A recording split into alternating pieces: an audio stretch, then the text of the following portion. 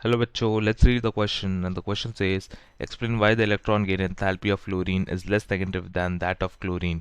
तो हमें बताना है कि इलेक्ट्रॉन गेन एंथैल्पी फ्लोरीन का लेस नेगेटिव क्यों है कंपेयर टू क्लोरीन से। तो जब हम इसकी बात करेंगे तो यहाँ पे की कंसेप्ट आ जाएगा पीरियोडिक प्रॉपर्टीज का। पीरियोडिक प्रॉपर्टीज, और यहाँ पर हम इलेक्ट्रॉन गेन एंथैल्पी के बारे में बात कर रहे हैं।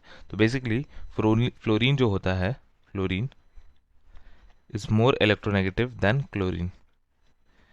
ये हमने बताया है इलेक्ट्रोनेगेटिविटी का, इलेक्ट्रोनेगेटिव का ऑर्डर इसका होता है 4 और इसका होता है 3.7। बट क्या हो जाता है कि but its electron gain enthalpy of chlorine is more than fluorine. So हम यहाँ पे बोल सकते हैं इलेक्ट्रॉन गेन एंथैल्पी, जिसको हम रिप्रेजेंट करते हैं डेल्टा एच ई जी से।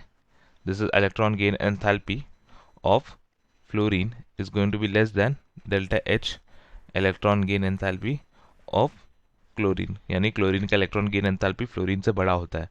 And the reason behind this is because of the small size of fluorine atom. It is because fluorine atom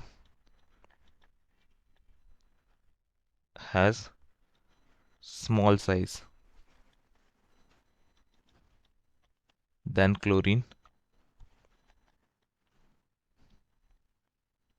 So the electron gain enthalpy of an element is basically the energy which is given off when a neutral atom in the gas phase gains an extra electron।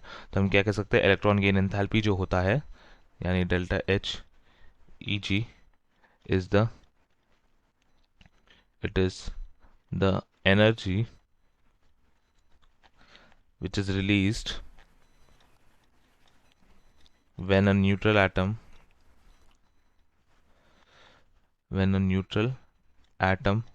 in gas phase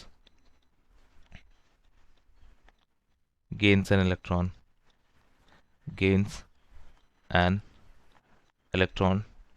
to form negatively charged ion.